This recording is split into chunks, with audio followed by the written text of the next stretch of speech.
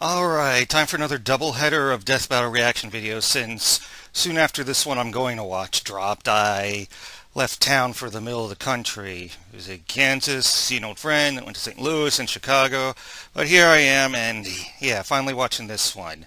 This one mystifies me. Silver Surfer and Martian Manhunter. I kind of know who Martian Manhunter is. I know that he's one of the people Superman would not want to fight because he's got a good chance of winning, but is he really an analog DC's answer to Silver Surfer? The inverse? I don't know. Let's just start. 3, 2, 1, boom! Martian Manhunter, DC's Space Ranger. The Silver Surfer, Marvel's Sentinel of the Spaceways. The depths of space hold secrets beyond our comprehension, but these sage superheroes have seen more of it than any of us could ever hope to. He's Wiz and I'm Boomstick. And it's our job to analyze their weapons, armor, and skills to find out who would win a death battle. For as long as mankind has looked upon the night sky, the stars have beckoned the brave to search the unknown and explore its endless wonders. Like Dr. Saul Erdell, who's kind of a doctor in the same way Dr. Pepper is a doctor. This guy's got no formal education, but that didn't stop him from messing around with some ancient tech he stumbled upon. He was desperate to live out his boyhood dreams of exploring the cosmos. So with the tech's advanced capabilities, Erdell created a machine that would bring the cosmos to him. He pointed the machine at Mars, pushed a button, and hoped for the best. And it worked. Erdell summoned a real-life Martian right before Not the best. his very eyes. Did you see that 2017 movie Life? That was pretty fucked up. The mysterious and powerful alien known as J'onn J'onzz, the Martian Manhunter, immediately started using his incredible powers in front of the Doctor, like mind reading and shape-shifting. Which was just the tip of Erdell's. Yeah, he's got a whole plethora of superpowers. Complete control over their bodies and can transform into practically anything, like a freaking dragon, an exact duplicate of Wonder Woman down to her central nervous system, or even a totally generic green monster that loves choco cookies. They can also shoot lasers from their eyes, fire psionic blasts, turn invisible, and phase through anything. Even Green Lantern constructs and force fields that Superman couldn't get through. Mullet Superman, good times. J'onn has regenerated back from a single limb, tiny pieces, or even a puddle of goo. This display of awe-inspiring power overwhelmed Dr. Erdell's poor human heart and caused him to die in the Martian's arms. Damn! Well, at least he accomplished his goal before he bit the red dust, right? Anyway, J'onn used his shape-shifting abilities to hide amongst his new world by assuming the identity of a recently deceased detective named J'onn J'onzz. God, what a crazy coincidence, comic book writer, you clever man. Detective J'onn J'onzz lived a double life on Earth for many years, solving cases and helping as many people as he could from the shadows. But eventually, he stepped out, revealing himself to the world, and helped found the Justice League of America. And J'onn definitely... And then the Fantastic Four were formed as Marvel's answer to Justice League. Wonder Woman and Superman, who has stated that of all the beings in the known universe, he would be afraid. Told ya! J'onn. And he should be afraid. Superman wouldn't be the first Kryptonian J'onn has gone toe-to-toe with. He's manhandled Ultraman, who's basically evil Superman from another universe, and Superboy Prime, who can shatter reality with his punches, and is also evil Superman from another universe. He took there's quite a lot of those. The King Angel from a literal army of heaven. He's held his own against Darkseid, the manifestation of tyranny in the DC universe. And he's fast enough to catch up to Supergirl and Superman, who we know flies so fast he can burst the bonds of infinity. So basically, he's just as strong and just as fast as a bunch of crazy gods and demons. While J'onn's strength and speed are obviously very impressive, it's also no secret that his greatest asset is his mind. He's one of the most powerful telepaths in all. He even made Joker saying that's right. He reads minds, duh, but he can also shut them down altogether. And he once made Mr. Mixel Mixel Plexiglass Mr. Mixed Pickles, fuck your name, that's whatever. Anyway, he got him to subconsciously say his own name backwards, which God only knows because I can't say it forwards, which canceled out his powers. His psychic defenses were strong enough to protect the Justice League against a worldwide telepathic attack, and his ability to sense people's feelings is so strong, he can feel every sentient being in the entire galaxy. And he once out-thought Perpetua from the Omniverse. Who's that, you ask? Oh, just the frickin' creator of the entire multiverse. She's basically the god of everything. Jean needed to connect his consciousness with everyone on Earth before Perpetua could catch up. He pulled this off by using his mental abilities within the span of Planck time, literally the smallest possible measurement of time. In the time it takes you to count to 1, Jean could count to 1 and fly across the universe and back over 200 sextillion times. He out-thought God. He's a faster thinker than God. And it didn't end there. John took a punch from her and walked away with just a bloody nose. And when she disintegrated him into basically nothing, he regenerated back from a hit. Yeah, like I said, I kind of knew going in that he has a whole litany of superpowers. Every single atom in his body, one by one. God damn! If I didn't love alliteration so much, I'd say we change this guy's name to Martian God Hunter or something. He's basically invincible, right? Not quite. Oh yeah, fire! Fire! A very real vulnerability to fire. At times, it has completely overwhelmed him to the point where he loses control of his body. And not just literal fire either. John was once tricked into just thinking he was surrounded by fire, and that was enough for him. Even still, Broad John blood has been able through to his mental overcome defenses? He's fought enemies Okay. with fire abilities and even taken hits from fire attacks, which leads me to believe the weakness, while potent and still able to cause real physical harm, is mainly psychosomatic. What are you doing? I heard what you said. Weakness to fire is just in your head. I'll be a living god! Another win in Boomstick. the for sure. And to think there's a whole planet of these guys out there. Unfortunately, that's no longer the case. Before Dr. Erdel's strange experiment, Jean's own brother used the Martians' telepathic connection to each other against them, and the entire planet was plagued with Ronmir's curse. As long as they stayed telepathically connected, every Martian was vulnerable to a mental fire that would overwhelm them and burn them from the inside out. Which sadly worked very well, because the fear of fire is something Jean shares with his fellow Martians. Centuries earlier, the Guardians of the Universe, a group of immortal aliens who run the Green Lantern Corps, feared that the Martian race could become too strong. So they programmed the Martians with that genetic weakness to fire. John was able to survive the fiery curse by cutting off his mental connection to his people, including his family. Unfortunately, his wife, Myria, and their daughter couldn't live with the isolation, and he had no choice but to watch them give in and burn alive. Damn. Racked with grief and survivor's guilt, Jean was left to wander his homeworld all alone. His only solace being shape-shifting into his lost loved ones to convince himself they were still alive. Oh my god! Jesus, John!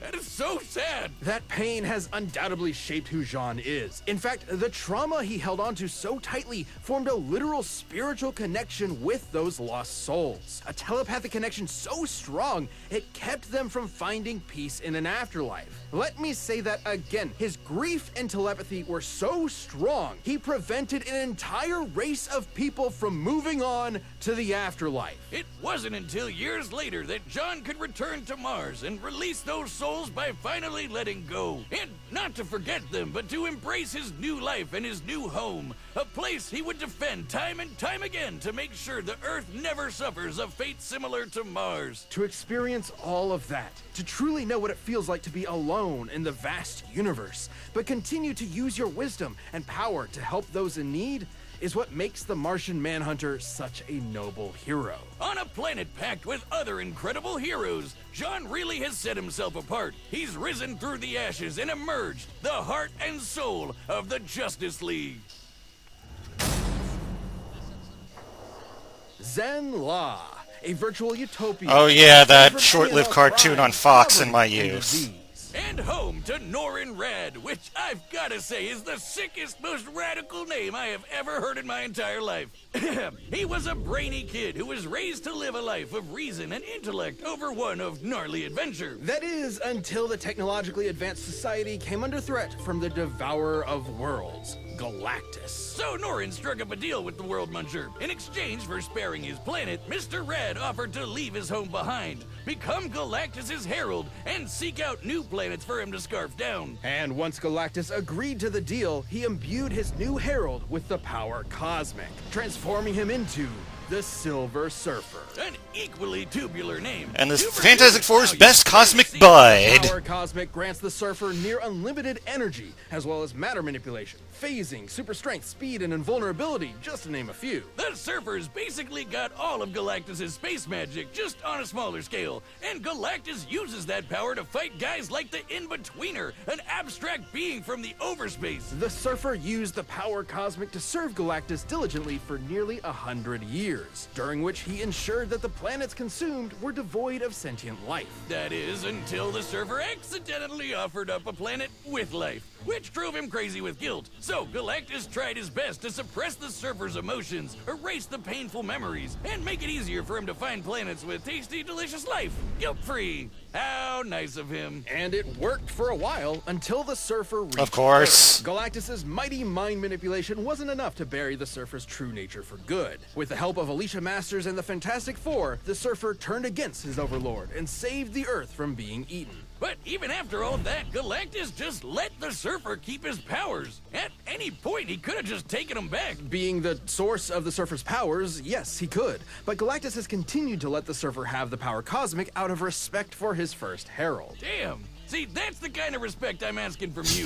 Anyway, ever since those mental gymnastics with Galactus, the Surfer made sure nothing like that would ever happen again. And he's been successful, like when Psycho Man failed to trick the Surfer with his illusions, or when he was briefly trapped in the Supreme Intelligence's mind when it was using Oh, the Mind Crease Stone. guy. Some of those mental So yeah, he's gonna be able to practices resist finally Martian take Manhunter's their place, telepathy. kick ass and monologue about the meaning of life in the universe. All of which he's quite good at, especially that last one. It's thanks to the abilities afforded to him through all that cosmic energy. It's seriously crazy. He can rearrange the molecules of anything he wants into anything he wants. He can force you to just feel pain in general, and he can even control elements. Not just earth, wind, and fire, but anything in a boogie wonderland like gravity and the weather. He's got enough power and energy inside him that he once created an infant star to serve as a new light source in a universe devoid of light. So just when he needed it, he was able to pop out a baby son? That's convenient. That's the Power Cosmic. But we can't forget about the sick board he shreds the stars with. This thing's basically an extension of himself. He can transform it into a sweet sword or into pure cosmic energy. And if it breaks, To me, just my form a board. new one. I remember that line from the Surfer has cartoon. traveled at incalculable speeds on multiple occasions. He can fly faster than Thor, and even once flew so fast he reached the future. Even without his board, he once broke free from energy shackles that would zap away his power within the next nanosecond. Gnarly, brah. He once outsurfed a wave of universal destruction. He had to surf out of a... That classic 90s totally radical I've shit. seen some choice waves in my day, but if you ask me, that's one too best for watching on the beach with a brew. You're, hitting it real hard with all this surfing lingo. He's honestly not that kind of guy at all. Righteously disagree with you, dude. You are carving up my brainwaves into an A-frame swell that I just can't bail. I'm waxed, man, waxed. The Silver Surfer is a tragic figure who is always weighing That his sprite forces from through the every angle of NES morality. game. Like when he set out to destroy the new host of the Star Brand, an energy source that grants his wielders virtually infinite power, capable of wiping out all life on Earth. The Star Brand seems to choose a new unknowing host at random. Could be a good guy, could be the most evil person to ever exist. But despite that threat, the Surfer spared the new Star Brand once he found out she was carrying a child. He decided to bear the weight of any potential consequences on his own shoulders, instead of squashing any and all hope that the child would use that power for good. I get it. He's a righteous dude on a surfboard. Exactly. And in the surfer's case, a keen sense of morality also comes with a keen sense of his surroundings in general. He can see enemies even when they're invisible and can sense incoming threats. To the Wait, point was where that he Mary can sense someone Jane? approaching even before they've left their own home. He can also absorb energy his opponents throw at him. Anything from psionic energy to a freaking star. The surfer can even do it when he's on death's door. Hey, Wiz, what do you think the doormat on death's door says? Probably like, knock 'em dead, right? What are you talking? Now, it does take a lot to get the surfer to death's door. Please use back entrance. Smashed into pieces, crashed into the Big Bang, and played catch with a star. He caught it and then threw it right back at that punk Deadpool. Ha! I hope you like a big ball of gas in your face, you tool. Well, he does like chimichangas and Tex-Mex. The surfer is probably the most powerful being in all the galaxy. And even after years spent drifting through the galaxy, he's still built strong bonds, like with the Fantastic Four, the Defenders, and with people like Dawn Greenwood. But somehow, he always ends up alone in space, searching for answers, searching for beings that need his help, searching for something that could replace the home that he lost all those years ago. Only to be weighed down by the guilt of his servitude and the pain of his sacrifice, which was ultimately done in vain. Cause it doesn't seem to matter what the surfer does. Zenla is destined for destruction. At this point, his home world has been destroyed 4 times over. Despite it all, this tragic hero still manages to take everything in stride as he surfs the stars and fights tirelessly to preserve every being's right to live. Okay. Now I see why Martian Manhunter is similar to Silver Surfer through their backgrounds. It's time. Ew, the superhero squad version of the Silver Surfer. Eh. In all of my journeys, I have never seen anything quite like this. I assumed your journeys would have made you rather familiar with Oh, similar to his Justice League voice. Or should I say, Silver Surfer. Now, tell me why you have summoned me here. Enough!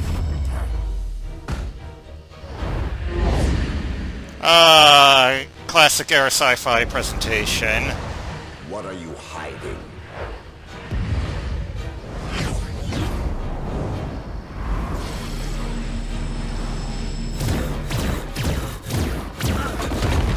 Tell me your secrets. I must end this.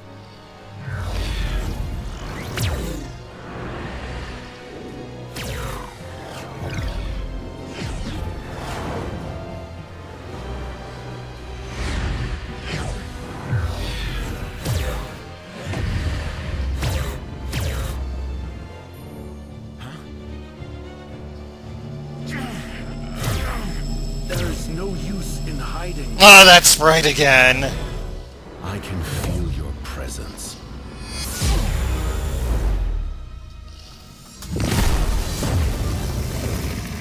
Durg.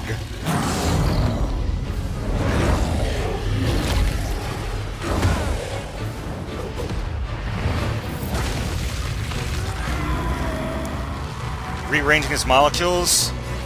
Or something like that.